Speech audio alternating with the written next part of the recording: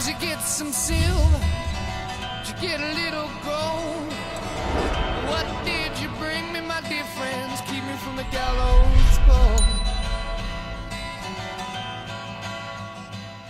Bix, you always say that there's good guys acting behind the scenes here to try to bring the system down and effectively reset it on honest money.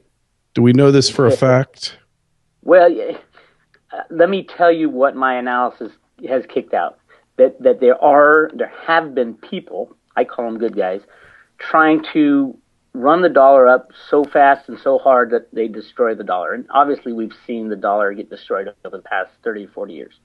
Now these people I'm referring to, my take in the beginning, it was Greenspan with the computer programs that he invented to rig the markets back in the 70s.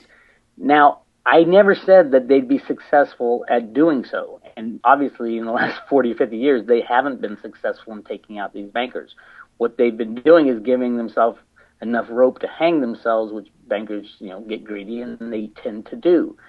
The big question, and always the question was, what happens after? You can have all the plans you want that go into a new system or a gold-backed system or an oil-based system. That's fine and dandy, but when this system falls apart, is there anybody who's going to trust the powers that be to tell them what is money and what constitutes money and what they have to use in transactions? I think there'll be so much anger and so much resentment that there won't be anything that would be trusted, and we will go into chaos for a little bit. Although we've always gone back to gold and silver, who knows this time? Will it go into Bitcoin? That's a possibility. Will it be a combination of a little bit of everything, depending on where you're living and the community you're living in? That's more likely, but that's a very different world than the world we live in today. Yeah. What's your opinion, Chris? No, there are no good guys working behind the scenes to make sure that we have a happy ending. We've always disagreed on that one. Yeah, there's just a lot of greedy guys trying to line their own pockets, and everybody's out to make money off of somebody else.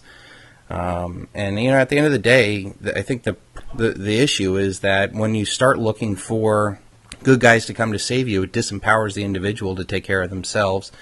And then, the bigger problem in our media space is, watching out over these bad guys. Yeah, there's a ton of bad guys out there, and, the conspiracies and stuff, and you start to worry about all these big bad things that are going to happen, and it makes you feel small. And I think what I've been trying to do with all the work that I do is to try to realize that the individual is the source of all the power. None of these good guys or bad guys would have any power if we didn't pay any attention to them.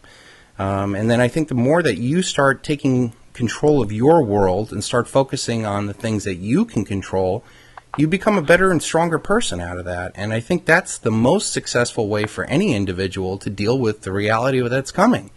We are living in a completely unsustainable paradigm. Even if there was this golden child out there that was going to fix the system, I wouldn't want to. There is so much inequity, so much misallocation of capital and power that we really do need a collapse. I mean, this must happen. And then I think those that have the capital and resources on the other side can help build up local solutions for the people that they can take care of. But I don't think that we're going to come out of this where there's going to be some, good guy that marches in and says, okay, we're going back to the Constitution and, solid money, because there's just too many people who are ingrained in this system and benefit off this system. I mean, everybody's a collectivist. I mean, they all want to live off of somebody else. Everybody.